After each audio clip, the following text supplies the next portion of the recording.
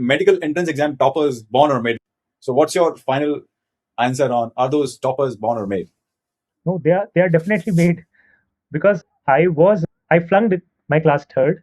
I was on the verge of flunking my class seventh, and not seventh, I think fourth or fifth. And during my medical school, I did not perform well in first year or second year. So there was nothing inherent in me that I can say that yes, I was born with a talent or I had that inherent talent to top a particular exam. So I think that hunger and that my drive to achieve a particular thing helped me in whatever result I got. To answer this question precisely, yes, no one is born or no one has an inherent talent to do good in a competitive exam. I'm Himanshu Gupta. I'm a new dad, and now I'm obsessed with one question: is excellence born or built? I interview world-class performers to extract the decisions and habits behind their success. Welcome to the show, Lokesh. I would say good morning based on my time zone. So, hi. Well, talking about good morning, I see you are in Tokyo. What are you up to in Tokyo? So I'm doing a fellowship in hepato-biliary surgery and liver transplant. So this is a 1 month fellowship here in University of Tokyo. I see. For our audience who don't know you, do you mind introducing yourself? So my name is Lokesh Agarwal. I'm a hepato-biliary and a liver transplant surgeon. I also do minimally invasive GI oncology procedures. So I'm currently based in Jodhpur. I work at All India Institute of Medical Sciences, Jodhpur.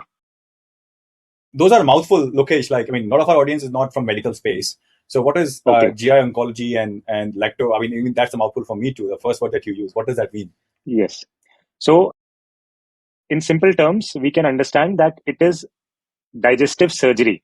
So whatever system, body parts that are involved in digestion, right from your food pipe to stomach to small and large intestines to liver, pancreas, spleen. So I am a surgeon of those body parts. So essentially my specialty is digestive surgery and hepato-pancreato-biliary surgery. So commonly in India, people call it GI surgeons, gastrointestinal surgeons. So this is what I do. I'm sure we will profession. have a lot to discuss on Indian diets and lifestyle and what impact it's having medically on all of us. But we had to reschedule this podcast yesterday, and you had some emergency surgery come up. Like, to whatever extent you can share, what was the surgery about? It was a diseased donor liver transplant. So, see, diseased donor liver transplant is not very common in Asian countries, and it is very popular in the West. So, what happens is that a person who is brainstem dead, for example, if someone meets a road traffic accident and the brainstem is not functioning, but the organs are still viable, they are alive, but the person's brain is not alive. So when the patient's family consents for organ donation, we harvest those organs from that individual and we transplant those organs into an individual who needs those organs. So there was a donor call from a place that is 250 kilometers from Tokyo. So the liver was harvested from that place.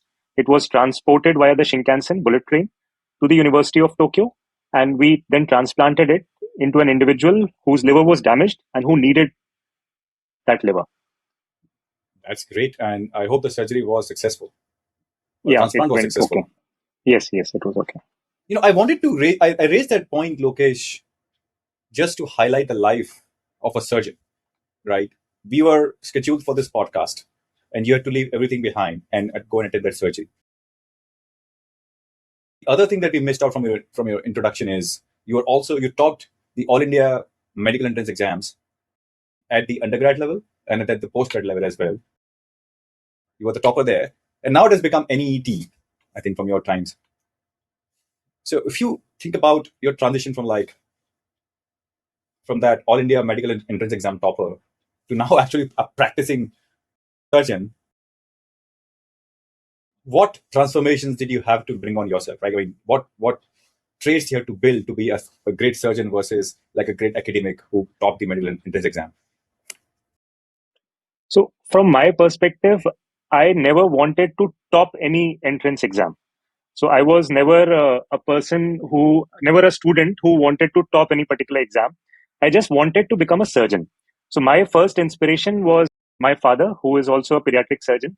So I always wanted to become a surgeon. I knew the difficulties and challenges that a surgeon faces, and it might not be the most lucrative branch or profession that the younger generation would like to follow, but that was my choice. So I just wanted to clear the exam so that I can get into the institute of my choice and I can get trained in that particular specialty. So in the process, it so happened that I topped that exam. So that was never the intent. So coming back to the question that you had, your question was, I think, what is the difference between the preparation or the mindset of giving an academic exam versus when you come to practical life, when you actually become a surgeon and you operate on someone. So I think the preparation is essentially same, because it all boils down to discipline and planning. So even in exam, what is important is not just that particular day, but the preparation, that 2 years of preparation that you have went through, your preparation, your discipline, your daily routine that you've set, so that you are able to deliver that in those 3 hours. And even in surgery, it is still the same. It is not just those 3 hours or 4 hour or 5 hour surgery. The preparation that a surgeon has done for that surgery, not just the night prior, but throughout the last 20 years of his or her training. So that is important. So essentially, I think the factor that is common in both domains is discipline and preparation or dedication. And so discipline and preparation, we will talk more about that. But what is different between the two?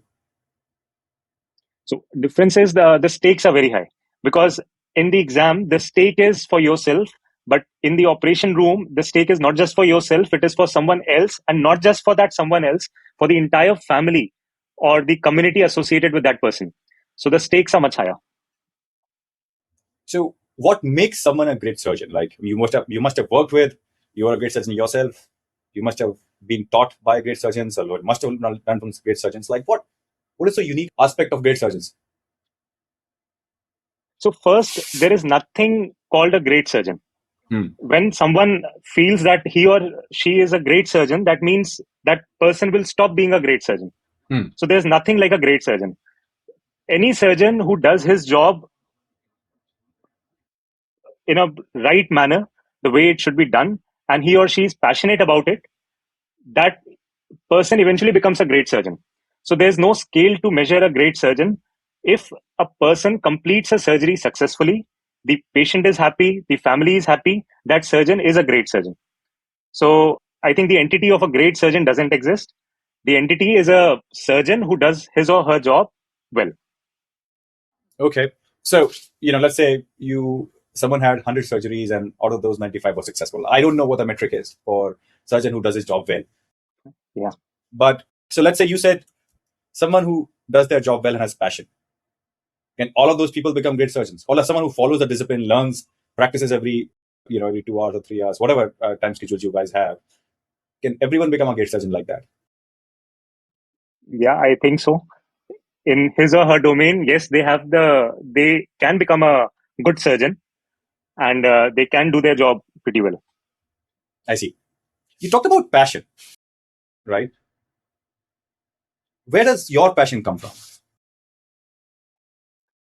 So I think my passion, if we talk about my profession, that is, I'm a surgeon. So my passion towards surgery, I am not able to pinpoint a particular time frame when I got that passion or when I understood that that is my passion.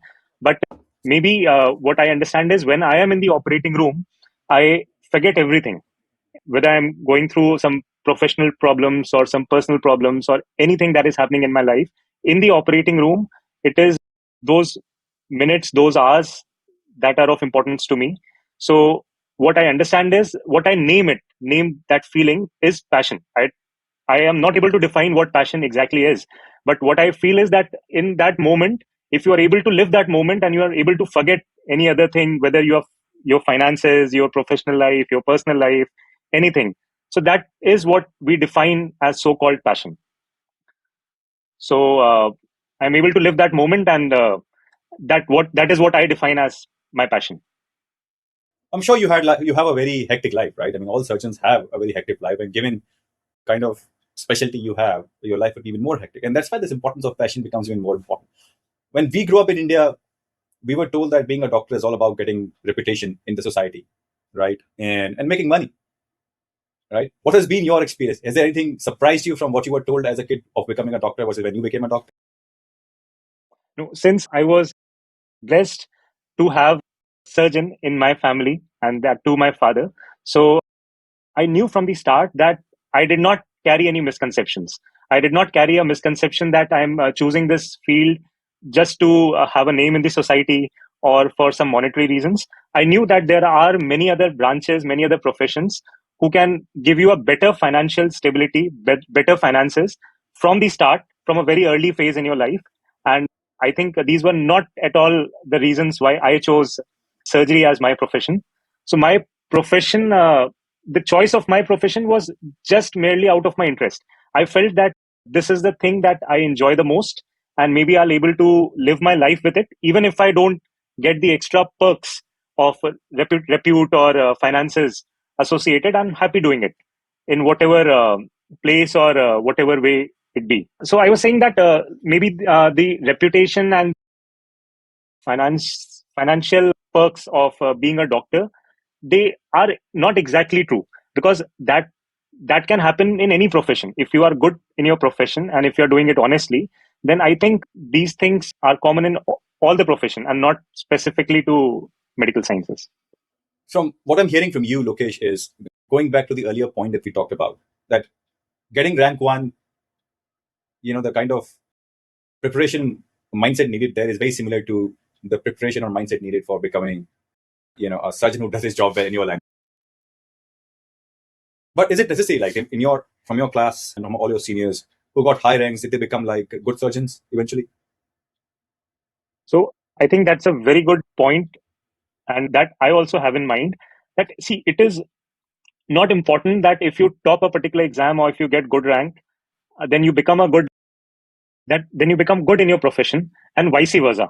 That if you do not do well in a particular exam, then you will not eventually do well in your later part of your life. On the contrary, what I have seen is that people who achieve a lot in their initial phase of life do not usually do well later, whereas those who stay so-called mediocre or average in the initial phase of life, they generally do much better than those who initially did well. So I think the concept of hunger is very important. For example, if you achieve a lot in your life at a very early phase, then maybe that hunger dies out, and then you don't work or strive hard to achieve something or to make yourself better, because you already feel that you are the best and you have achieved everything. Then you stop striving further. So any exam is only limited, is just a step to achieving something, and then you should forget the result of it once you have climbed that step, because then the journey continues from that point on.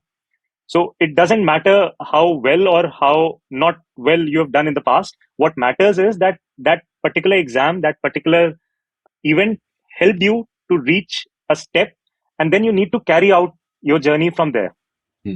I like the point you described about hunger. I call it drive, right? Drive should not die. How do you keep fueling your hunger? So the hunger comes from many sources. For example, I call it hunger because I take it in a literal sense. Why hunger? So, suppose you go to a very fancy restaurant and you go to a excellent, very costly restaurant, but you're not hungry. So would you enjoy that food? I don't think so. Because the basic recipe of enjoying a particular food is hunger. So how do you get that hunger? So one is that you've been deprived of that food, you've not had food for some time, or you've worked hard and then you are hungry because your body demands that particular thing for yourself because you worked hard for it. So that is hunger. Or you have seen that food being made or that food being presented from an outside. You've always wanted to have that food, and now is your chance to have that food. So there comes the concept that someone has presented you that food that you were not initially able to achieve, and now is your time to have that food. Fourth is the aroma. You've heard of that food, you've smelled that food from somewhere, and that is always there in your mind, and you wanted to try that food, and now is your time to try that food. So this literal concept of hunger actually plays out in real life as well. So something that you've seen from the outside, you've always been intrigued by something, you've always felt like that, yes, I want to live that life. So that is hunger. Something that you wanted, but you were not able to achieve, you were not able to get. And then finally you feel that, okay, if I strive hard for this, or if I clear this particular thing, exam or event in life, then I'll be able to achieve it. So that is hunger. Or something that you've worked hard, and now you feel that maybe when I'll clear this exam, then all my hard work will pay off. So that is hunger. So that is how I relate to hunger and real world. I see. I mean, I've never heard such beautiful articulation of hunger, like in literal sense as well as analogy with our drive. What did hunger look like for you when you were a kid? You said like it's also about when you are exposed to something and then you say like this is something I'm intrigued with. What did that look like for you when you were a kid? So by kid, I think you mean in my school life. Yeah. So because we are all kids at every moment, so the definition varies. So when I stop considering myself as a kid. So for example, in school life, I saw my father rushing to emergency surgeries, doing his operations and taking rounds of his patients over a phone call. So I was always intrigued that, okay, so he is involved in his work, and I was intrigued by the terminology that he uses over a phone call. That, okay, such brief terminology, but you are able to understand the whole concept of the patient. And then I also accompanied him to the operation theater just to see it from the outside. So I was very intrigued, and I was very much interested that, okay, will I be able to stand in his place, or will I ever get a chance to operate beside him, so that I can also do same stuff with the same concentration. It somehow got it somehow got me from within. That is one component.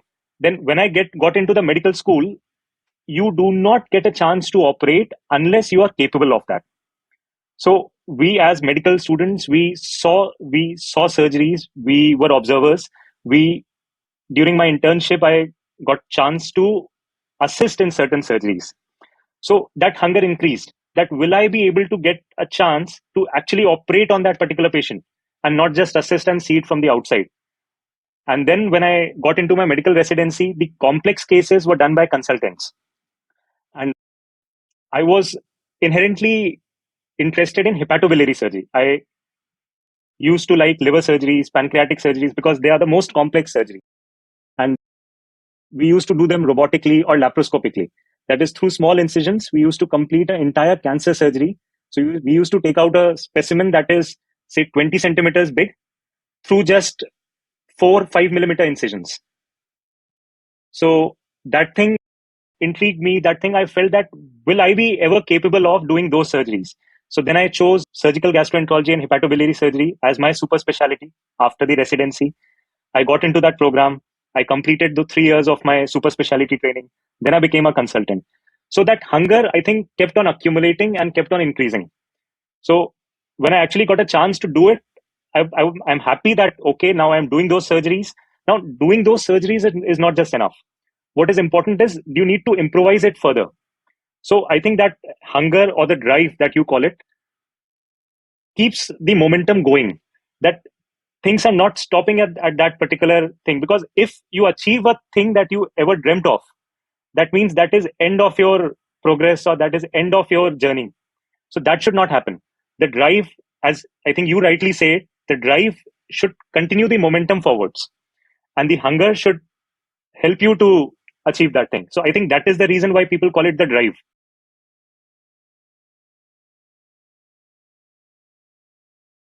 So I still want that the surgery or the surgical procedures that we offer to our patient, everyone has a fear of surgery. For example, if a certain person has a gallstones, he or she visits a medical practitioner and the practitioner says that, okay, you need to get operated for those gallstones, you need to get your gallbladder removed. So the first response is, oh, surgery. I'm very afraid of surgery. Why surgery? Can you not give me some medicines that will dissolve those stones, or can I avoid surgery? So I understand the stigma associated with surgery or the fear associated with surgery comes from the incision, the pain associated with it. So what we are now working on is minimally invasive surgery. So through small 5 mm incisions, we do all the surgery. The patient goes home the next day. There is no pain. It's a quicker thing. So we try and do all the major procedures. For example, pancreatic cancer, liver cancers, large bowel, small bowel cancers, all the major abdominal cancers, we try to do it minimally invasively through small incisions so that we give the patient his or her best chance to recovery. And there is minimal workday loss, minimal post-operative pain, quicker recovery. So maybe we'll be able to offer more and more patients this benefit in more and more surgical procedures. So the fear of surgery should no longer be there.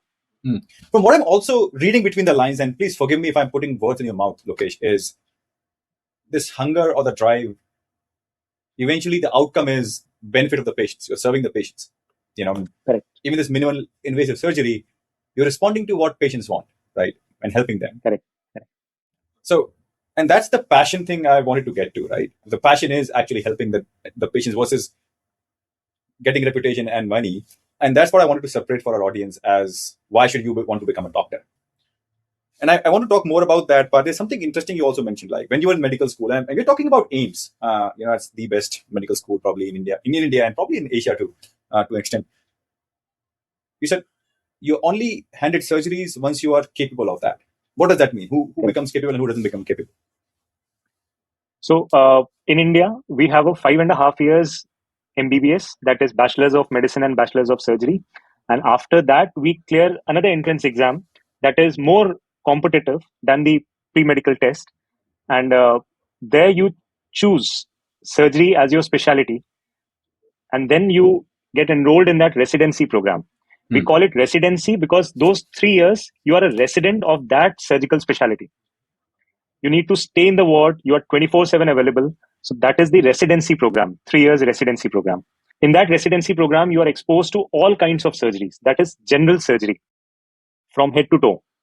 And then depending on which particular subspecialty you are further interested in, you give one more exam, that is the super specialty exam. So you have a similar entrance test with fewer seats. So when I gave my entrance test, all over the country, we had just 38 seats of surgical gastroenterology and HPB surgery. So you get into that program, you do another 3 years of your super specialty training, then you become fully capable of doing a complex procedure independently. And then you eventually become a consultant where you perform these procedures and also train your residents who work under you in those surgeries. I see. So it's basically a grind, for lack of a better word, to get there. It requires a lot of patience and coming back to passion. I think if you don't have passion, then eventually you will give up. So I want to come back to your life as a child, right? When you were school. So you talked about you were exposed to what your dad was doing and used to observe him. A lot of school children watch other brilliant surgeons, right? Their parents, their relatives, or even on TV, right? All the way from House MD to, I don't remember, in India, is there a specific show like that? Must be. But what translates that passion into action? You talked about discipline, right? So if you go back to your childhood, what did discipline look like for you? For me, discipline was as a child, as a school going child. So discipline for me appeared like whatever academic work I was being given as a child. We used to complete those work, be it co-curricular activities or be it actual academic work. So that was the actual meaning of discipline for me as a child and nothing else. Playing cricket or playing any other sport at a particular time in the evening after coming back from school, coming home, having dinner, sleeping, getting up next morning at a particular time, waiting for the school bus. That is what discipline meant me as a child, nothing else. I see. But in school, did you realize that you were different from other kids in terms of like being excellent in one field versus the other? No, there was nothing in particular. Maybe from class ninth, I became serious because serious about my studies. And prior to that, not just prior to that, even after that, I was no different from any other Hmm. kid in my school. And so from ninth, I became serious because I was told by my parents that, see, we don't have funds to support your further education. If you want to get into a good medical college that you dream of, these are the few medical colleges, and you need to work hard to get into those. And we cannot send you abroad, or we cannot send you to a private university. We cannot fund your education. So I became serious that yes, okay, and I want to do this further in my life. So I need to be serious and start studying for a future competitive exam. So I think I'm thankful to my parents for showing me this picture. Had they told me that, yes, I have so and so amount reserved for you, and you choose any college, pinpoint any university abroad or private university in the country, and we'll get you there, then maybe I would have lost that hunger because I would have the food served on my platter. I see. But any audience would ask, like, you are a son of another pediatric surgeon. Your father is a pediatric surgeon. So why did your father say that to you, like that we don't have any funds for you? Like, what was going on in his mind? What was his objective of saying that? So I think the objective is, what I understand now is, the objective is very clear, and I think I would do the same with my children if they want, Hmm. because in India we have a saying. I would translate it to English also. Poot sapoot to kya dhan sanchay, poot Hmm. kapoot to kya dhan sanchay. So that means if your child is capable, then there is no point accumulating funds for that child. If your child is not capable, then there is no point accumulating funds for that child, Okay. Um, right? that makes So sense. yeah, so I think every parent wants to do the best for his child, Hmm. but in that process, the parent should not forget that what is actually the best for his or her child. We want that our child excels in academically, professionally, but in a sense, we are forgetting that what is the prerequisite for that excellence. Hmm. Is it something that we should give to our child, or is it something that should intrinsically come from that child? So we want that our child's stomach is filled with food, but we forget that it is the hunger that will decide how much food the child will eat. We should not spoon feed or overfeed that child. Very well articulated, Lokesh. So what does that intrinsic? How do parents figure out that there's an intrinsic hunger within this child to become a doctor? Like So, as I said, like a lot of kids want to become doctors in India, but how do okay. parents figure out if this dream is actually real or not? So parents need not figure out. So this is the basic problem, or this is the basic torture that we as parents are giving ourselves. That, okay, how do we figure out that what our child wants to become? So this is not our job. This is not something that we need to figure out. It is for that child to figure out. What we need to do is, we need to provide nutrition to that child so that all the body systems are growing well. We need to provide a good atmosphere so that the atmosphere, the brain development, the physical development is going well. We need to provide basic education. Then what the child wants to do is for the child to figure out. If we try to put in a lot of effort that, okay, let me see what my child's talent is, let me try to over nurture it, as I call it. So I don't think we are doing justice to that child, and we are doing justice to ourselves. Hmm. We need to sit back, relax. We need to give whatever we as parents, it is our duty to give to our child, and let the child grow. For example, we plant a sapling. Then how do we figure out that what will be the height of this mango tree? It is not for us to figure out. Our work is just to water it daily, to provide basic fertilizers or basic nutrition, and it is for that sapling to become a tree of whatever height that particular sapling is meant to be. Yeah. So you talked about this capable versus incapable child, right? Children. A lot of parents would agree, will say, like, I don't believe and I cannot give up on my child that he or she is incapable. What does capability mean for school children, right? When it comes to thinking about becoming doctors or engineers or whatever. So I think Capability would mean that you are able to enjoy time with your family. You are able to enjoy going to school, or not just school. You are able to enjoy any particular talent or hobby that you do daily. You are able to communicate with others, not just verbally, emotionally, or anything. So that is what defines capability as a kid. So if your kid is conversing well with you, if you are able to give time to your kid, the kid is enjoying that, reciprocating that time with you, Yeah, then I think that your child is capable. I see. But are they capable enough to? A lot of parents will say like become successful, and in India, I think becoming successful is like clearing engineering and medical entrance exams. So how do we connect the dots here? No, so I would disagree with that. That Huh. in India, no, in India, what the definition of success meant much more. I think this was from the West and from the other countries that doctors, engineers, the definition of being capable came. And I think the definition of capable is that you are able to have a family and you are able to enjoy time with your family. If any person who is able to do that is capable, who is successful, and any person who is not able to do that is not successful. So, for example, a doctor who is working 18 hours a day and not happy is probably not successful. And for example, any other profession that you speak is able to spend time with his family and they are able to feel happy about it, that person is successful. So the definition of success is varied. And if a person feels that he or she is happy, I think that is successful.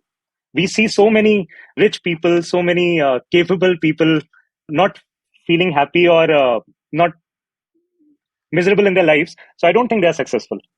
Mm-hmm. So talking about passion, and if there are millions of families from tier 3 cities in India or villages in India listening to you, right? And they don't have any medical background, neither there is any relative from the medical field that they know. How would they think about exposing their kids to this field? To the medical field. Yes, I think exposure is important. What I liked about what you said is exposure, right? Someone has to be exposed to it and figure out this is something I can visualize myself doing in the future as well. How would they expose their kids? So this is for someone from the strata or from the section of the society that you mentioned about. So if you feel that your child is interested in the medical science, so what you need to do in their basic school education, I think this is the question. Yeah. So first of all, what I feel is that in India, if your child gets a good school education, what I mean by a decent school education is that up to class 12th, if your child goes to a school, has the books that the central board recommends, and if your child is able to study those books properly, then your child is capable of getting into a medical institute, medical college. The government medical colleges in India have minimal fee structure. So the fee structure of AIIMS in the year when I joined, I think for 5.5 years of medical graduation, the fees that I needed to pay, that my parents needed to pay, was I think 5,500, of which 2,000 was the security deposit and 3,500 including the gymkhana fee and the library fee. Wow, that's basically less than the cost of going to a fancy restaurant in Delhi for a meal these days. Yes. So I don't think the family or the parents should worry of the cost of medical education. I still remember the first entrance exam that I gave was of a private medical college, Manipal. So I secured 8th rank in that exam. That was the first entrance exam that I ever gave while I was in my class 12th. So I secured 8th rank. I very happily went to my parents and told that I've got 8th rank, and I've received a mail from the university that your 50% of the fees will be waived off because you've achieved top 10 ranks. So my father said that, yes, okay, then still cost of your education will be upwards of 50 lakhs in over a span of 5 years, even after that waiver. So I will not be able to afford it. You can be happy about whatever you've achieved, and that is good. I think that should boost you to do good further, but I don't think I'll be able to handle this expense. So then I thought, okay, this was of no help. So maybe I should start preparing myself for the NEET, for the AIPMT, as in my time it was called All India Pre-Medical Test Exam. So I started preparing for it, and I forgot that I got an 8th rank in a private medical college entrance exam. So I think that was helpful, because had I been given an assurance that, okay, you've done a great job and you've already secured a seat and you have a bright future ahead of you, then maybe I would not have worked and got into AIIMS. So I think as parents, we should not try to overthink what future the future of a child.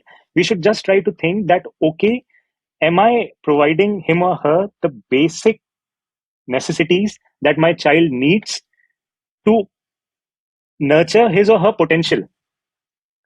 And that potential is of that child, not of, you should not try to scale your parenthood or your parenting capabilities based on your child's success, because that is your child's life, that is your child's future.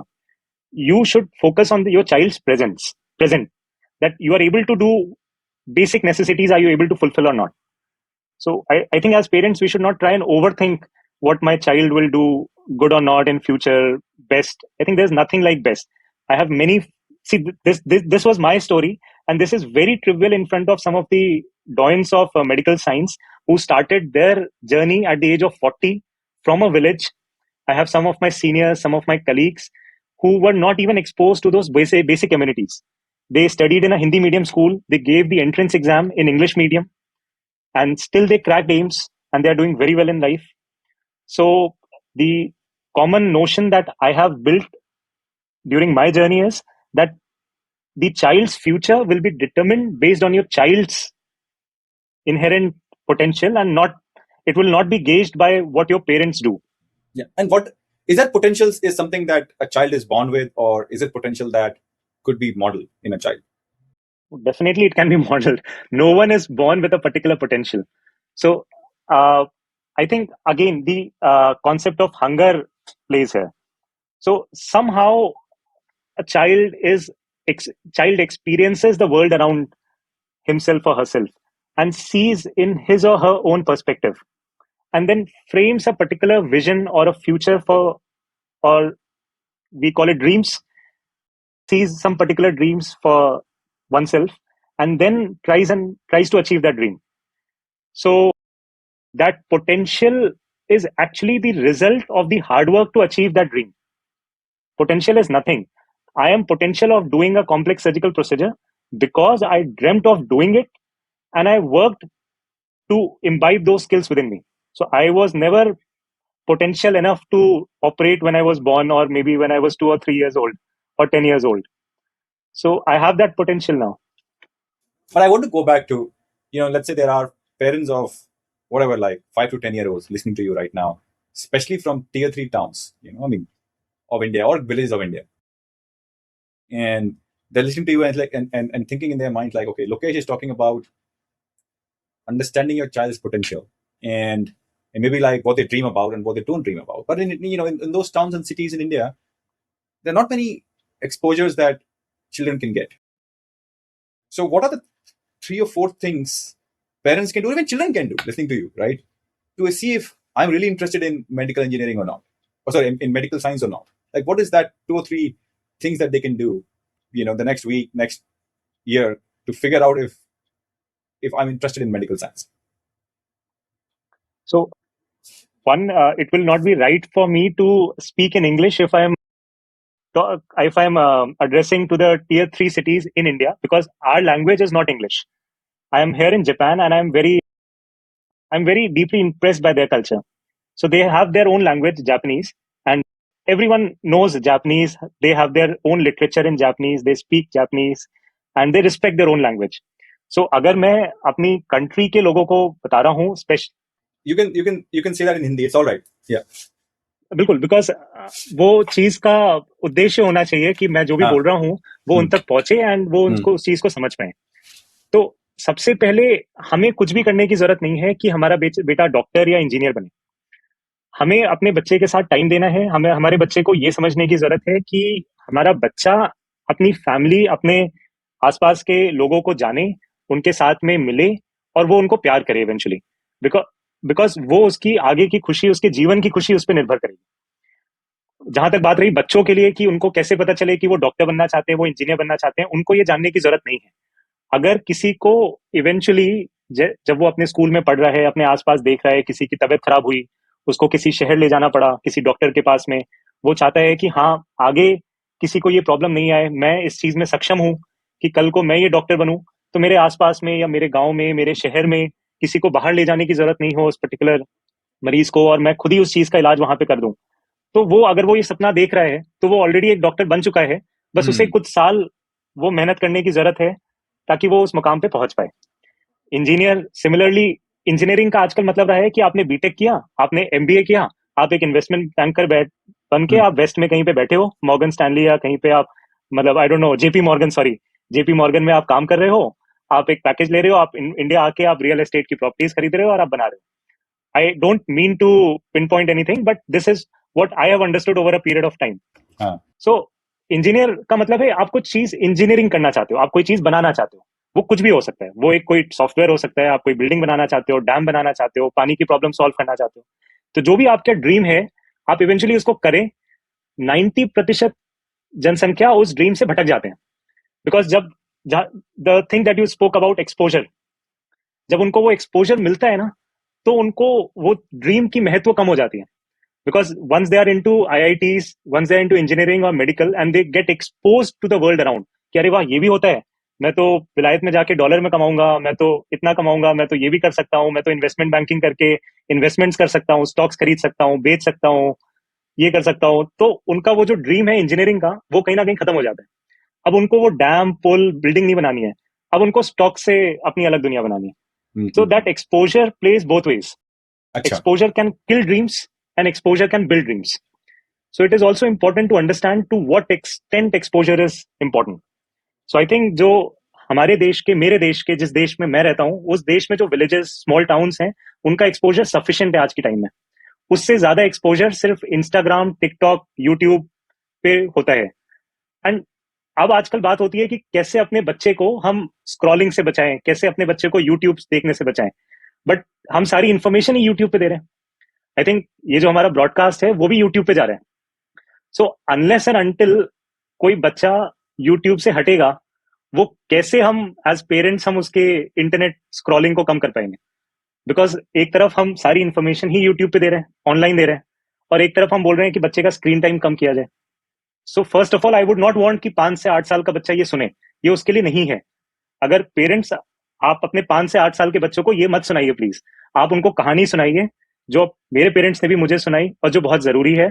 आप रात में जब light चली जाए, शायद वो light जाना बहुत इंपॉर्टेंट है, बिकॉज जब लाइट चली जाती थी तो मोमबत्ती जलती थी, तो उसमें मम्मी हमसे पहाड़े सुनती थी, दैट इज टेबल सुनते थे, या हमसे स्टोरीज सुनते थे, या हमें स्टोरीज सुनाते थे। So we use to cherish those moment जब लाइट चली जाती थी। अब आजकल लाइट नहीं जाती है, अब आजकल कंप्यूटर्स ऑन रहते हैं। सो मे बी वो चीज नहीं हो पाई है। So maybe we need to sit down and relax कि जो चीजें बड़ों के लिए जरूरी है देखना, वो उनके लिए जरूरी है, जो चीज बच्चों के लिए जरूरी है वो उनके लिए जरूरी है। उनके लिए खेलना कूदना अपना जरूरी है, उनके लिए यूट्यूब पॉडकास्ट देखना नहीं जरूरी है। आप अपने बच्चों को प्लीज मत दिखाइएगा। आप अपने बच्चों को जो बच्चों आपने किया वो करने दीजिएगा। और जहां तक आपके लिए बात है, आई वुड रिकमेंड कि डोंट स्ट्रेस आउट। आपने अपने जीवन में मेहनत की to achieve what you have achieve, you live your life with your child, don't stress out too much. आपका बच्चा इवेंचुअली अच्छा करेगा अगर आपके घर में चीजें सब अच्छी हैं, आपने उसको अच्छे से पोषण दिया है, आपने अच्छे से एनवायरनमेंट में रखा है, तो इवेंचुअली आपका बच्चा अच्छा करेगा। मे बी मेडिकल इंजीनियरिंग में हो सकता है नहीं करे। I think what I wanted to hear, I think I've got my answer, which is if you can help your child see a dream, अपने बच्चों को सपने देखने सिखा दे, सपना खुद देख लेगा बच्चा कैसे भी करके। आपने एग्जांपल दिया कि गांव में किसी का समन फेल सिक, तो उसको बाहर ले जाना है, तो उसको लगा कि मेरे को ये करना है। आपने बोला एनवायरनमेंट अच्छा देना, वो अच्छा एनवायरनमेंट क्या होता है घर पे? अच्छा environment I think means time with your parents, with your family, and teaching things that are important in life. That okay, हमारे पास मे बी इतने पैसे नहीं है, हमारे पास ये है, बट हम बैठ के अच्छे से खाना खा रहे हैं, हम साथ में खाना खा रहे हैं, हम आपके साथ में खेल रहे हैं, दैट इज अच्छा इन्वायरमेंट. Not necessarily कि money can buy a good environment. Money can buy you good gadgets, money can buy you other thing, but I don't think that is a good environment, because then those children start to develop other problems. And I have numerous examples of it. Then maybe in class 8, 9, they start seeking psychiatric counselings for their child. That okay, मेरे child को ये दिक्कत हो गई, वो दिक्कत हो गई. हमने तो सब कुछ अच्छा किया, हमने तो उसे बेस्ट स्कूल में भेजा. I think best school is not important. अगर आप उस स्कूल को अफोर्ड नहीं कर पा रहे हो, तो आपको अपने बच्चे को स्कूल में नहीं भेजना चाहिए. That will kill your child's future. Because school का मतलब होता है peer group. आपका जो peer group होना चाहिए, that should be of the same socio-economic strata where you belong to. अगर आप महीने के 10,000 रुपए कमा रहे हो, आपको वो स्कूल जो 10% of your salary से ज्यादा ले रहा है उस मंथ में, उस स्कूल में अपने बच्चे को नहीं भेजना चाहिए. Because that will kill your child's future. It will not help you achieve your child's future. This is totally my viewpoint. So see, वो जाएगा उस स्कूल में जिसमें उस बच्चे के पीयर ग्रुप के पास में जो पेंसिल बॉक्स होगा वो मे बी 500 रुपए का होगा, और उसके स्कूल की मतलब वो फिर घर आके वो ड्रीम, उसका ड्रीम ये बन जाएगा कि हाँ मुझे वो पेंसिल बॉक्स चाहिए 500 रुपए वाला. तो जब वो ड्रीम ही फॉल्टी हो गया तो मे बी वो चीज ठीक नहीं है. हमें एक्सपोज किया जाएगा इंडिया में कि सुशी बहुत अच्छा होता है, बिकॉज जब इंडिया में एड्स आते हैं ना तो sushi looks very beautiful, but as an Indian जब मैंने सुशी खाया तो I found it disgusting for my own taste buds. मुझे लगा ये क्या ब्लैंड सी चीज है, मुझे तो छोले भटूरे पसंद है, मुझसे ये सुशी नहीं खाया जाएगा. बट ड्रीम हमें सुशी वाला दिखाया गया, because that is how we are expose to in the system कि हाँ you eat sushi, sushi is very beautiful, very elegant, you eat with chopsticks. नहीं यार, मैं हाथ से दाल रोटी खाने वाला इंसान हूँ. That is how I am nurtured and that is what my happiness is. अब आजकल यूएस एंड इवन जापान के कुछ जगह दे कॉल हाथ से खाना माइंडफुल ईटिंग, कि आपके हाथ से खा के वो थर्मो रिसेप्टर्स काम करते हैं and you enjoy your food. So you see how the transition is happening. Yeah. So Western to Eastern, Eastern to Western mindset, and back to Eastern philosophy. So I think we are hitting very key points here. कि अच्छा environment क्या है family में, right? और it doesn't matter कि आप village में हो या टियर 3 सिटी में हो या दिल्ली में हो, आपके पास एक्सपोजर है. And over exposure is also bad, जैसे आपने बोला अभी. बट एक बार बच्चे ने ड्रीम देख लिया, राइट, उसके बाद क्या, मतलब how, what I want to talk about is communication within Indian families. तो what was it like for you, and then what would that be for families where communication means very different things? Yeah, I think I understand. So it is a good question because you're trying to make it focused. Like, if a child of someone's family dreams of achieving something, then what should a parent do to help that child or to support that child so that he or she can be on the right track? Correct.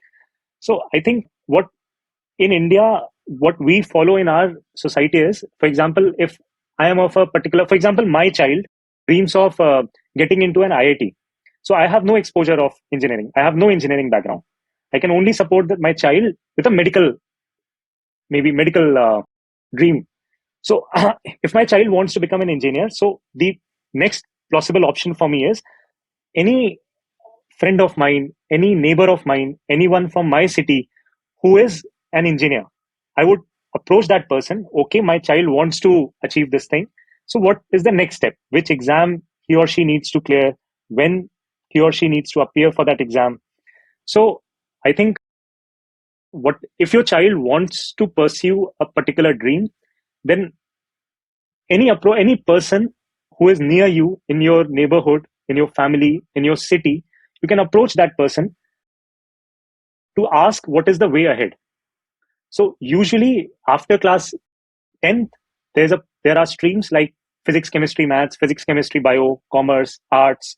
So that person will help you in choosing that particular subjects and will tell you that after class 12, there's entrance exam for this particular specialty, be it any engineering, medical, arts, commerce, CA, anything.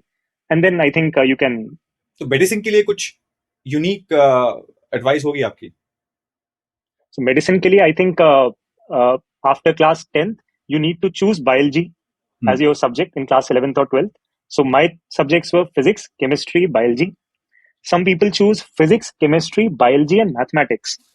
So I was not, and I am not in favor of this thing, because अगर आप दो नाव में पैर रखते हो, then ज्यादा chances हैं कि आप डूब जाओगे. Maybe आप इतने stable या you are skillful that you are able to navigate both the boats, but there is a higher possibility that you'll get drowned. So I would say that if you want to become a doctor, if you want to get into medical science, do not keep a backup option. Because if you have a backup option in mind, most likely you will fall in for that backup option, because the journey is tough. So if you have a backup option कि चलो मैं doctor नहीं बना, मैं biotechnology कर लूंगा, मैं कुछ और कर लूंगा. So don't keep that backup option in mind, because अगर आपने backup option रखा तो that backup option is anytime easier, because this journey is very long.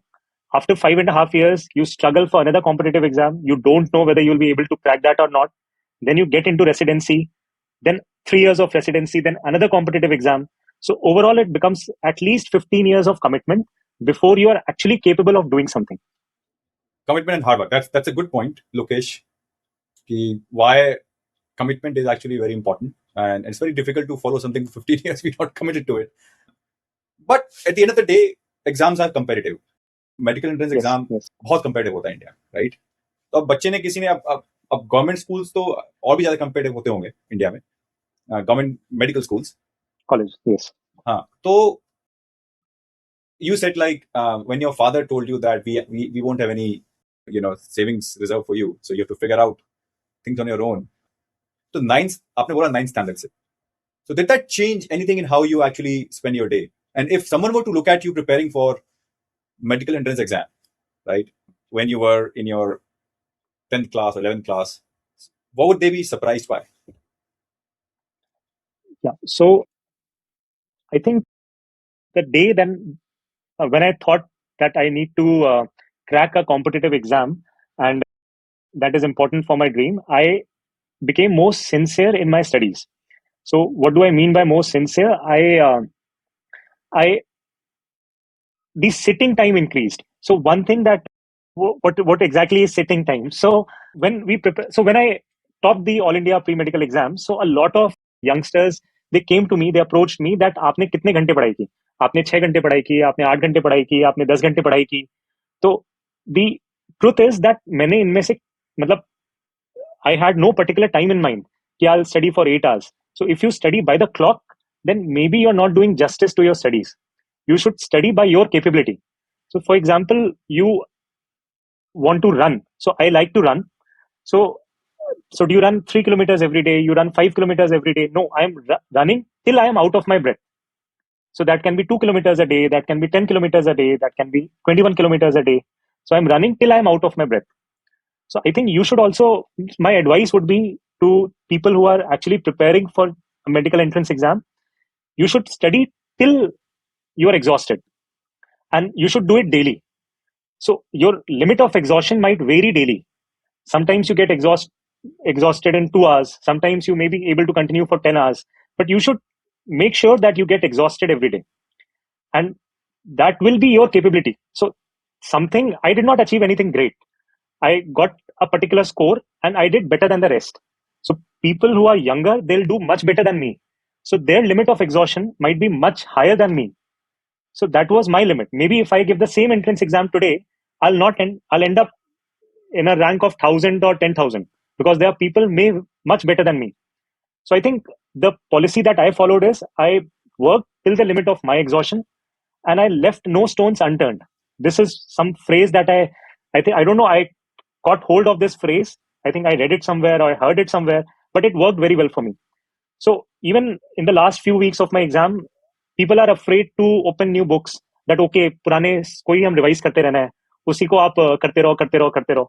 But my philosophy was I will leave no stone unturned. I will go through everything possible prior to my exam up till the limit of my exhaustion. So I ended up getting rank 1, but that is not what I aimed at. My aim was I will work to the limit of my exhaustion and I will leave no stone unturned. So these were the 2 basic principles that I followed and I got a result. So I think the result will vary for everyone, but this is the basic philosophy that I work with. So exhaustion and no stone left unturned. But what does learning look like for you back then? आप 8 घंटा पढ़ो या 10 घंटा पढ़ो. So what is your, like, how do you learn about any new thing? So my study strategy, as you would call it, was I used to break a book into multiple small subsegments. Like, for example, day one, my intent was I just saw the cover of that book. I just saw the contents. Then I analyzed, okay, what is this book about? For example, class 12th biology book. So contents will be genetics, human system, human physiology, animals, animal farming, other things, many things. So first I would just see the cover of that book. I would just see the contents. Then I would just see the first page of every chapter. So my target is to cover all the pages of that book in that one particular day. Then second day, since I've already seen the cover, the first page, I would go ahead and try and understand the subsections of every particular chapter. Then third day, I would try to understand what is in that particular segment. So every day we are actually revising what we've studied earlier, and we are imbibing what new we are learning. So it is not so after I've learned a particular concept. So biology, people say it is about rote learning, that you have to mug up things. It is actually not like that. Biology is equally conceptual as physics or mathematics. If you know a particular concept of human system, human physiology, then it will be the same in all the books. You need not read all the books again. Just go through it. You will understand, okay, this particular section, this particular paragraph is trying to explain this concept, and I know this concept. So I think this is my favorite part of the show, Lokesh. You're talking about, like, how do we learn, right? And okay, yes.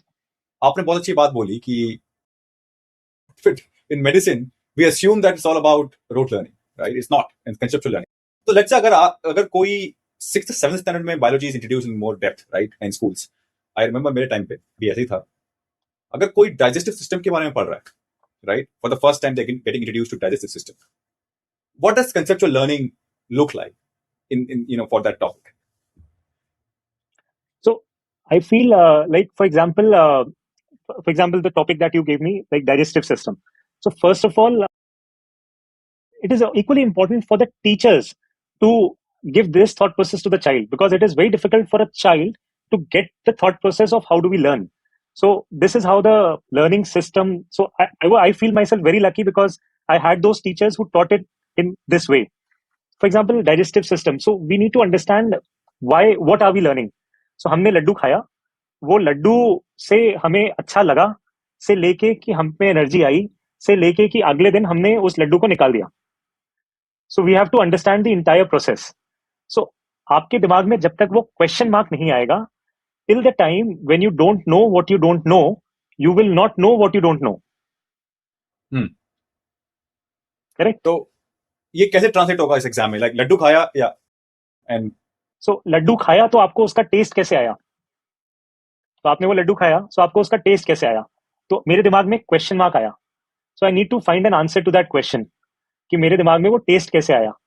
तो मेरे मुंह में वो लड्डू गया, तो वो लड्डू गीला हुआ. अच्छा, लड्डू हाँ गीला तो होता है, मैं खाता हूँ. तो गीला कैसे होता है? बिकॉज वो सलाइवा होता है. अच्छा, वो सलाइवा कहाँ से आया? ये और क्वेश्चन मार्क, क्योंकि यहाँ पे ग्लैंड्स होते हैं. तो लड्डू खाने से वो सलाइवरी ग्लैंड्स ने वो सलाइवा क्यों निकाला? तब फिर और आप डिटेल में जाओगे. तो you will go into the details till the limit of your exhaustion. So we still don't have answer to all the elements of digestive system. अगर मैं और आप आज हम बैठ के we try and answer everything, we'll get stuck in some point. For example, हमने लड्डू खाया, ग्लैंड्स ने सलाइवा निकाला. ओके, सलाइवा क्यों निकाला? क्योंकि नर्व से उस ग्लैंड तक गया, तो उसने बोला कि उसको निकालो. तो नर्व से कैसे गया? बिकॉज वो इलेक्ट्रिकल स्टिमुलेशन से गया. अच्छा, वो इलेक्ट्रिसिटी कैसे बनी? क्योंकि आयंस का एक्सचेंज हुआ. अच्छा, वो आयंस का एक्सचेंज क्यों हुआ? क्योंकि एक कॉन्सेंट्रेशन बढ़ गया, एक कॉन्सेंट्रेशन कम हो गया. तो क्या हुआ? तो वो जो भी हमने प्रोसेस पढ़े कि डिफ्यूजन हुआ आयंस का. अच्छा, वो डिफ्यूजन क्यों हुआ? So every particular concept invites another concept. So कई बार वो दिमाग एग्जॉस्ट हो जाता है कि अच्छा यार, बहुत सोच लिया, अब मैं इसके आगे नहीं जा सकता, इसके आगे तो मेरे बुक्स में भी नहीं है. So okay, that is your point of exhaustion. या इट्स क्यूरियोसिटी बेस्ड लर्निंग, जैसे आप बता रहे हो, क्यूरियोसिटी बेस्ड लर्निंग. तो अगर किसी बच्चे को ये सब क्वेश्चंस आए, ठीक है, I mean I remember my time 6th standard में, अभी तक याद है, मैंने अपने बायोलॉजी टीचर से पूछा था कि if our stomach can digest everything, why can't it digest itself? Correct. That's a very good question. That is actually a very good question, and that is a key area of research nowadays. Because जो हम बोलते हैं ना peptic ulcer disease, पेट में gas हो गई, पेट में ulcer हो गया, तो actually the stomach is digesting itself. तो पहले तो हमें ये जानना जरूरी है कि स्टमक ने अपने आप को डाइजेस्ट क्यों नहीं किया. तभी हम मेडिसिन बना पाएंगे कि अच्छा स्टमक का ये वाला बैरियर खत्म हुआ, तो वो मेडिसिन उस बैरियर को रिप्लेनिश कर रहा है. ताकि I think that is a very good question, and we are still working on it. We have still not answered that question completely. So you see, as a sixth standard child, you were able to ask that question that maybe 60 years in medical science is still not able to answer. My biology teacher will be very happy. But let's talk about the role of teachers here, right? In curiosity-based learning. I mean, the reason I'm starting from fifth, sixth standard is when biology is introduced, right? In depth to us. Okay. And eventually it will translate into how you learn about competitive exams too, right? And how to prepare for those. What is the role of teachers? उनको कैसे पढ़ाना चाहिए बच्चों? So I think the problem that we have, I would not start with a problem. I would start with a positive note that कैसे पढ़ाना चाहिए. So I think this why is very important. You should always try and create a lacuna in a student's mind कि ऐसा क्यों होता है. जब तक वो क्यों का आंसर ढूंढने के लिए फर्दर क्लास होगी. So the teacher should try and create a question, and then in that class or in that particular period, in that time, they should try and find answer to that question. If not completely, then to some extent, and then maybe they can start building on that particular platform and eventually go further. So this is how it should be. Then the second part on a negative connotation, that why is this not the scenario in most of the education systems, is because we have a particular syllabus that we need to complete, and we have an exam that is gauged by certain metrics in a specified period of time. So this is often not possible. So I think the balance would be to generate some questions pertinent to that syllabus, try and answer the questions, and then it depends on the child based on his or her curiosity how further that child wants to go after completing the syllabus. And we should not, I think, this grading system or this anything, I think it should be just a pass or fail system anywhere, because the metrics, the grading that are used, the marking pattern, they curb down the why. Because it happened with me also. Sometimes I used to get deeply engrossed in a particular question, but then a sudden realization hits me that okay, don't waste your time in this. Even if you answer this why, you'll not achieve what you want to achieve. You need to understand these things more and answer those questions. So the time, the constraints of syllabus, they often curb this question why. So maybe the question that came to you in sixth standard, you gave up on that question because you felt it is no longer relevant. अगर वो stomach ने अपने आप को digest नहीं किया तो मेरे को क्या फर्क पड़ता है. ना मेरे को उससे पैसे मिलने हैं, ना मेरे को उससे नाम मिलना है, ना पेरेंट्स खुश होंगे उससे, तो मैं छोड़ देता हूँ उसको. But still that question remains unanswered in your mind. So see a very important idea that got curbed down in sixth standard just because of certain constraints of time and syllabus. Maybe I would have been a doctor myself अगर उस time पे teacher ने promote किया होता थोड़ा. But I think we talked about when learning becomes fun, जो आपने बताया, like keep on discovering and answering these questions versus अरे नहीं यार इससे क्या फर्क पड़ेगा, इससे मैं एंट्रेंस एग्जाम क्लियर तो नहीं कर लूंगा, राइट, और से मुझे अच्छे मार्क्स तो नहीं मिलेंगे, right. So let's talk about the expectation versus pressure balance as well.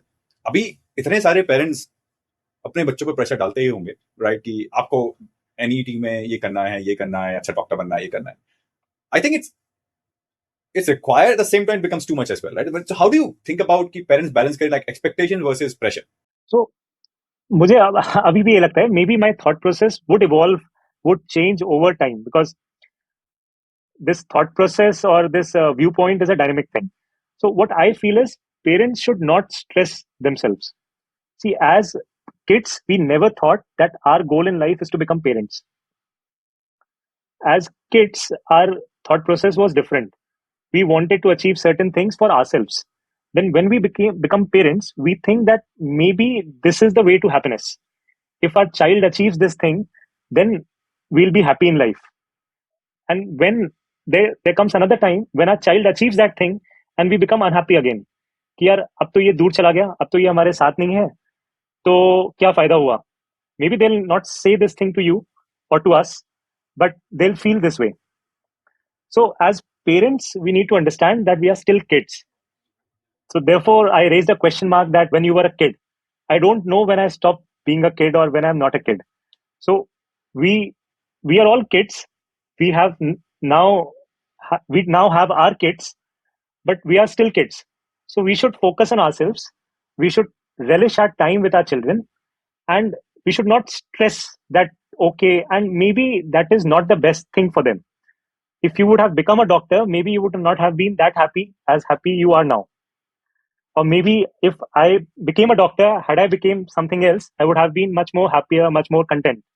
So it is all, I think this concept of destiny also comes.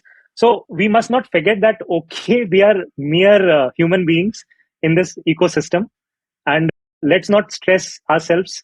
As children, we stressed ourselves into satisfying our parents. And then as parents, we are stressing ourselves for our kids.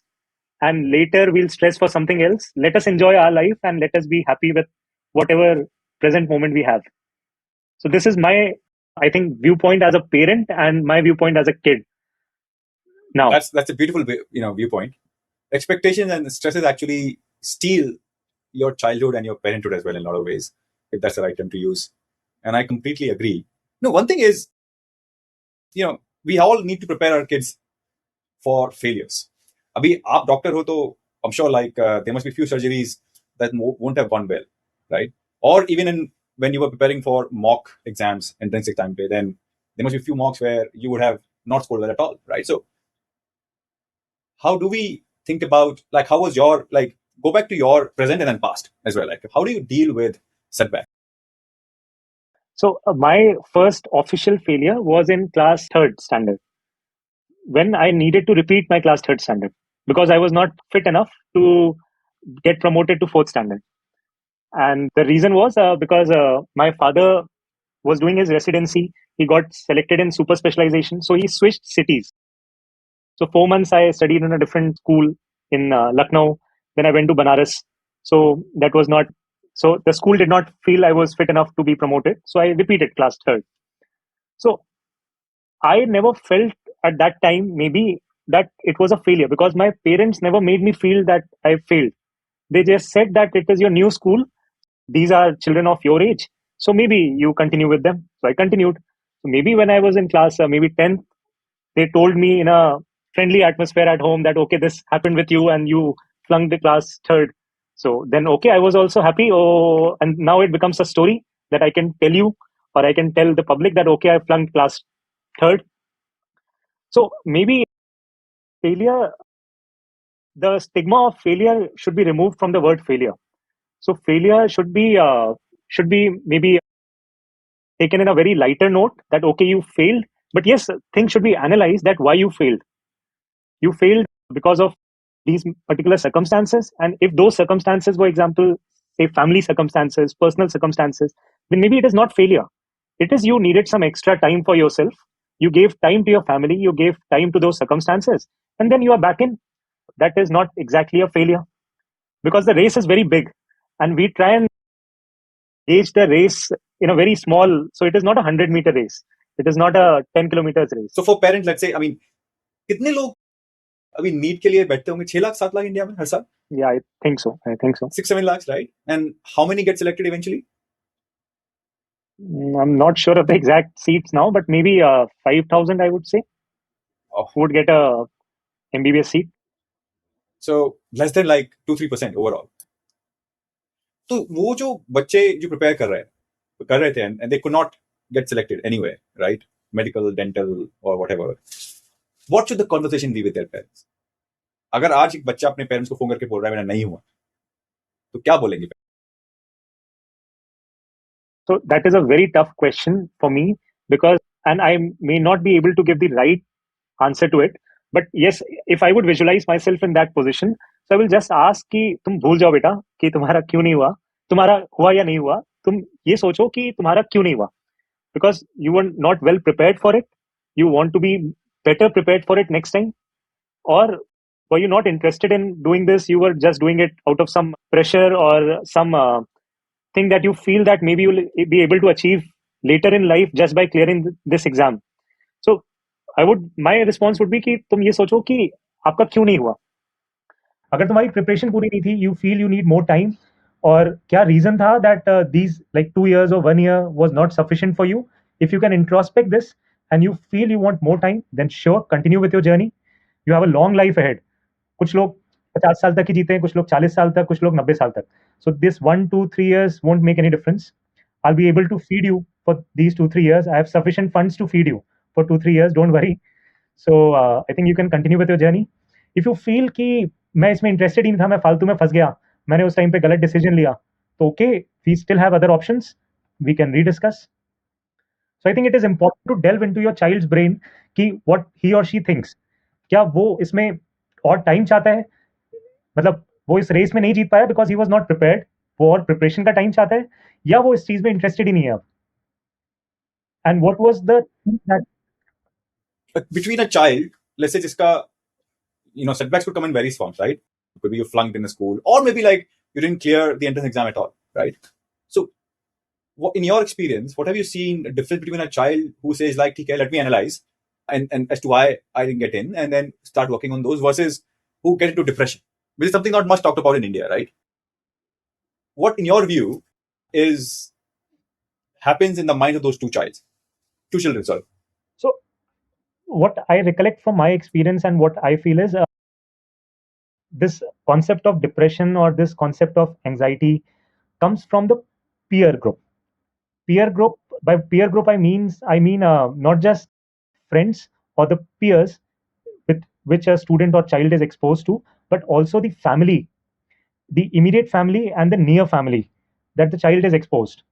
So I think we should be very cautious in the environment in which our child is.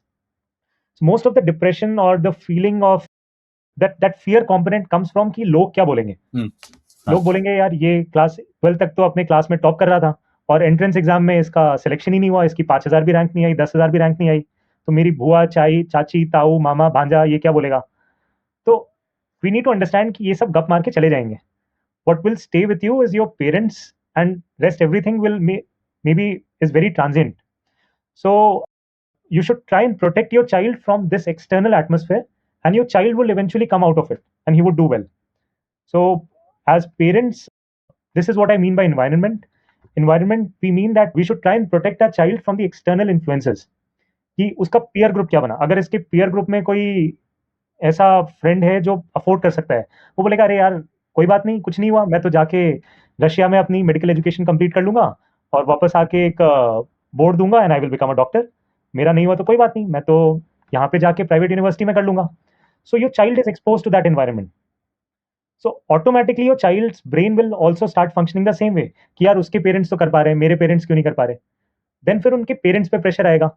Then child और parent के बीच में Discord शुरू होगा कि okay the child's expectation is not met by the parent. So maybe by the genesis was in the initial decision to put your child into that peer group with which maybe you as a parent is not able to compete. So parents will start thinking this is my failure as a parent that I am not able to give my child the best education, and then the whole vicious cycle would continue. So अपनी वो बोलते ना चादर पैर उतनी ही फैलाओ जितनी चादर हो.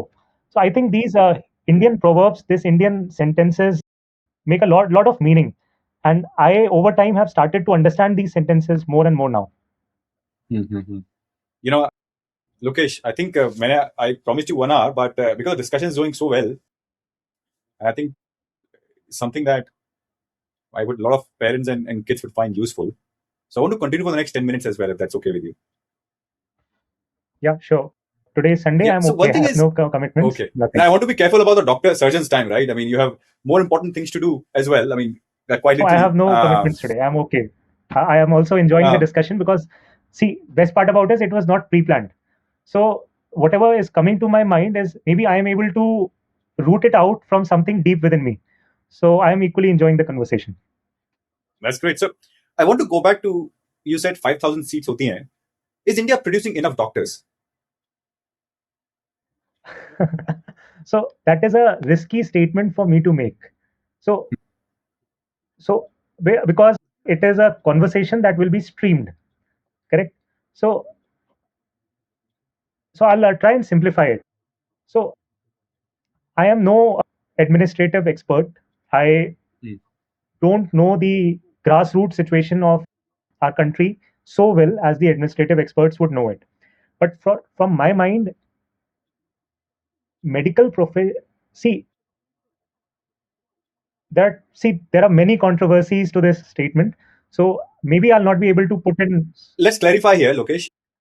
This is less about what any government is doing, right?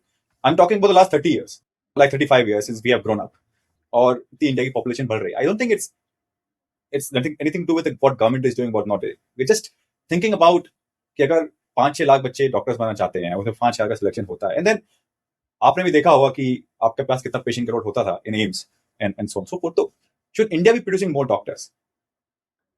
So yes, India needs good amount of doctors for its population. But what is equally important to note is it needs good doctors. So it is not right that just to increase the number of doctors, you compromise on the quality of doctors. So it needs, I think, I cannot pinpoint a particular amount in INR or US dollars, how much is invested by the country to make a doctor a super specialist. Because the contribution of our government, of our Indian government is immense to make a particular doctor. So if we are just increasing volumes, then are we doing justice to our society just by increasing the number of doctors? So for example, if I fell ill, or if any one of us fell ill, what are we looking at? Are we looking the quality of care, or are we just wanting to go to any doctor?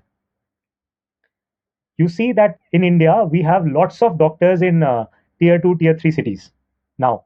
And even tier 1 cities have lots of doctors, lots of corporate hospitals. Now the confusion is whom to choose, because they are all doctors. So I think this question is tough. It's a very tough question to answer, but because the debate around quantity and quality will continue, and someone or the other has to pay the price between quality and quantity. So I think it's a separate discussion in itself, and let's leave it at that for now. Correct. I want to come back to what you practice right now, and also one of my favorite subject to research, which is gut health. And I live in Silicon Valley, so the most popular case of gut health is of course Steve Jobs. He unfortunately died of pancreatic cancer. When we were talking about it last time, casually, you gave me some very concerning insights about what's the trend in gut health in India, and especially in cancers associated with that. It's like, do you want to talk about आपने क्या observe किया है अभी तक in your practice, especially recently, what is happening in India? So the incidence of malignancies of cancers in India is rising, and there's a second component to it, that we are able to diagnose more cancers now. But the problem, and this is not just in India, this is across the globe, as I know of, like countries that I know of, it is a common problem across the globe. So I do not exactly know the reason. It is a multifactorial cause: the environment, the food, the water that we are exposed to. But as medical practitioner, what I understand now is it is also important to generate awareness in our society regarding early detection of cancers, and to remove the fear of the word cancer. For example, still happens in our society that if a person feels a lump or some problem in his body, then that person is afraid to go to a medical practitioner, because he or she feels that the medical practitioner would diagnose something, and then he's all stressed out. The financial stresses, the personal stress, the stress of future prevents that person to approach a medical practitioner. But what we forget is that in this battle against cancer, malignancy, it is important that we need to diagnose these conditions early. The earlier we diagnose, the more complete would be the cure. If we diagnose these conditions early, now we are capable enough to remove or to treat that condition completely, if not completely, to a great extent, so that that person can have a good quality of life and a long enough life. So what are the most common symptoms that early symptoms that families should not ignore? It's a it's a broad question. Coming to my specialty, so I am a gastrointestinal and HPB surgeon. So the common symptoms that we encounter in our patients is, one is jaundice. अगर कोई पीलिया हुआ, किसी को eyes turn yellow, urine turn yellow, so we should not neglect this symptom that okay ये कोई hepatitis हो गई होगी, ये किसी पानी या खाने की वजह से हो गया होगा. We should try and go to a medical practitioner and try and get the diagnosis made कि ये पीलिया, ये जॉन्डिस क्यों हुआ. We should not miss this symptoms. मुंह से खून की कभी स्ट्रीक्स आना, या स्टूल से, लेट्रिन से कभी खून आना, पेट में दर्द, पेट में कोई भी लंप फील हो पाना, भूख ना लगना, दैट इज वेरी इंपॉर्टेंट. भूख नहीं, हमारे elderly population more than 60 years को कई बार भूख नहीं लगती है. वो कहते हैं मेरा भूख नहीं लगती है, तो we are younger population feels की यार इनकी एज हो गई है तो इसलिए इनको भूख नहीं लग रही होगी. But that is a very important early sign, early symptom कि भूख ना लगना इज अ सिम्टम कि हमारे बॉडी में कुछ ठीक नहीं हो रहा है. Because again this is different from that hunger, but this hunger is very important. The hunger that we discussed, that was also very important, and this hunger is also very important. So भूख लगना is very important. So I think these are the early symptoms. अगर किसी को ऐसा feel हो रहा है, they must approach a medical practitioner and try and get themselves diagnosed. They should not fear the medical treatment now. It is safe. It is increasingly becoming more safe. And coming to the surgical specialty that I am in, अगर आपने कोई surgery early stage cancers में की, you are able to completely cure it almost. So you should not be afraid of surgery. You should go to a qualified surgeon. I don't think कोई भी आपको qualified surgeon जिसने अपनी 15 साल या 20 साल केवल इस स्पेशलिटी को दिए ट्रेनिंग में, वो आपको गलत एडवाइस देगा कभी. सो ये जो गलत एडवाइस वाला कॉन्सेप्ट है कि हमें गलत एडवाइस मिल गई, ये मिल गई, money minting, I think they are all market driven and no experience, no super specialised surgeon or practitioner would ever give you a wrong advice. Because I can tell you from my experience, after 15-20 years of rigorous training, it is no longer about money minting. हमारे बाल झड़ गए, हमारे time निकल गया, तो we don't need that money now, and we have sufficient money to take care of our needs. So what we need is our patients' well-being, their happiness. So yes, private sector demands certain amount of funds from the patients to deliver that patient care. That is okay, but I think the advice would be right from almost all the medical practitioners. So we should not be afraid of this thing, and we should try and get ourselves diagnosed and treated early as possible. Especially you said like now the kind of surgeries you do, minimally invasive surgeries, are 5 millimeter incision, right? So 5 millimeter would be like ये जो airport है इसका 1/3. Correct. So wow, things have progressed for good. That's crazy. So a lot of these gut health issues and eventually, of course, malignant issues are also about a lifestyle, right? And food habits. Any advice for everyone? I think it applies to anyone, like not just kids, parents, everyone out there. What we should be looking out for and things that are good for your gut health. I think few things. One is we should stay away from processed foods. Processed foods is a byproduct of our lifestyle because we are so busy. हम packet made foods just गर्म करो, microwave में उसको गर्म करो, 5 minutes में ready. See there is a natural element to everything. So अगर कोई भी चीज 2 मिनट में गर्म हो रही है, so that is not natural. So processed foods and sedentary lifestyle, we are not active. So obesity is a risk for many cancers, for numerous disease. मैं राजस्थान में हूँ अभी currently, I am in Jodhpur. So there are lots of, the obesity is widely prevalent there. So I do bariatric surgeries as well. Bariatric surgery is where patients who are a BMI of above 35, they are unable to lose weight by their lifestyles. We operate on them and help them lose weights. So the often the question that is often raised is कि यार हम तो खाते पीते खानदान से हैं, ये तो हमारी खानदानी है, हम तो खाते पीते हैं इसलिए हम हट्टे कट्टे हैं, इसलिए हम ठीक है. तो that is a myth, because खाते पीते खानदान से होना is good, obesity is different. So obesity is a risk factor for multiple diseases. It is akin similar to having a cancer or similar to having a heart problem, because we never know कि ये कब किस problem को जन्म देगी, and that time is ticking. Every year you have extra fat in your body, you are inviting more and more diseases. And once that vicious cycle sets in, India is now the diabetic capital of the world. India has the highest number of diabetics across the globe. So this is a serious concern. So I think the question that you asked me, I would say two things. One is processed foods, and second is sedentary lifestyle, obesity. So I think if we processed food, we grew up in the Maggie generation, right? And then the next generation grew up in McDonald's and KFC generation, basically. We like it's we. I mean, we have not touched Maggie since the last 5 years, right? Ourselves, and we got rid of it. But what is the mindset required to get change that food habit? I mean, लोग सुनते हर जगह से हैं, right? आप बोल रहे हो, आपके बहुत पेशेंट्स, आप काफी पेशेंट्स को बोलते होगे, लोग इंस्टाग्राम पर रील्स देखते हैं, ये नहीं करना चाहिए, ये नहीं करना चाहिए. But like, what have you seen in the mindset of patients who are able to change that lifestyle versus who are not? I think give time to yourself. I'm here in Tokyo, here for 1 month, and I have 1 more week remaining. So I during this 3-week stay, I have myself opened 5 packets of processed foods. Those pre-packed dal makhni and pre-packed that have a shelf life of maybe 1 year or 1.5 years. So the reason is that I'm in a hurry कि सुबह सुबह या रात में आने के बाद मुझे खाना बनाना है, मुझे उसको गर्म करना है, मुझे सो जाना है जल्दी, so that अगले दिन फिर ऑपरेटिंग रूम में जा पाऊँ सुबह सुबह, because I have to commute, I have to. So we need to understand that what are we here for, or what are we doing to get a better life. And in that race to get a better life, we are actually compromising our life. So it is not something that I can just preach and I can continue doing it myself. So I also tried कि मैं हाँ छोले ले आऊँ, मैं उसको soak करूँ, then I add some spices and make chole and rice for myself.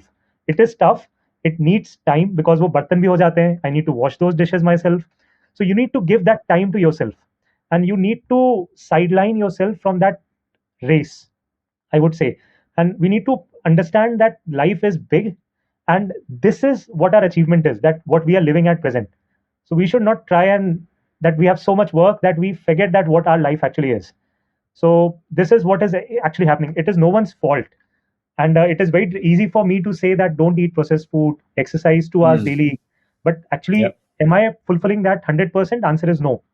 Maybe to the extent 60 to 70%. But yes, I know that it is important, and I will try my best to increase this percentage upwards of 60-70%.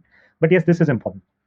I think what you also said is we should not strive for perfection in any goal as well, right? Correct. Perfection doesn't exist. There'll always be days when you still eat processed food, but it's the incremental improvement that you're talking about. Correct.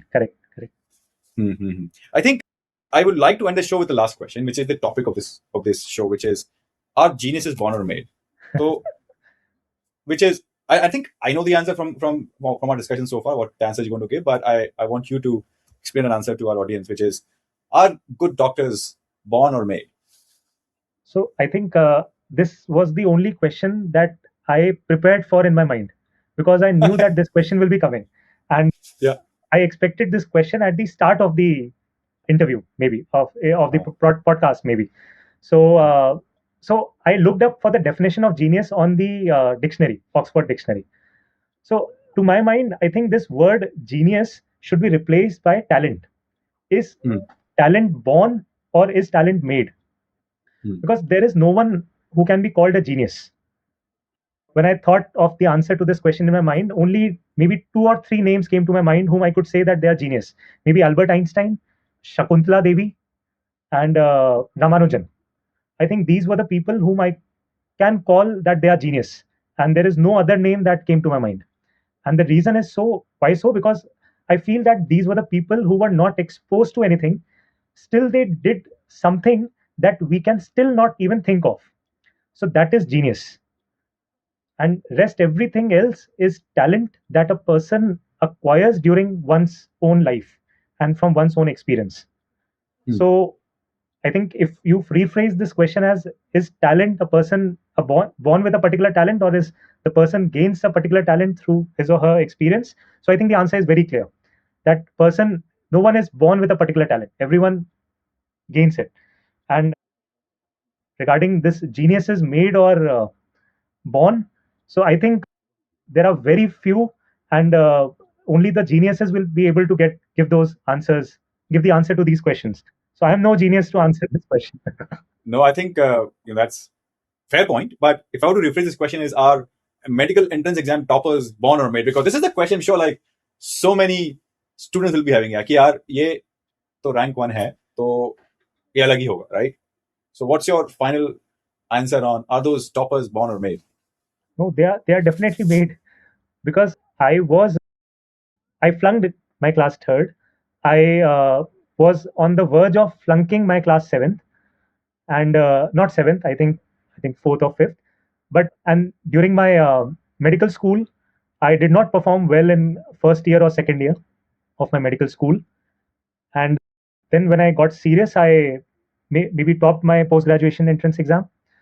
So there was nothing inherent in me that I can say that yes, I was born with a talent, or I had that inherent talent to top a particular exam. So I think that hunger and that my drive to achieve a particular thing helped me in whatever result I got. So to answer this question precisely, yes, no one is born or no one has an inherent talent to do good in a competitive exam. And as a final point, I would say that the result is not actually important. The result is not the rank that you get.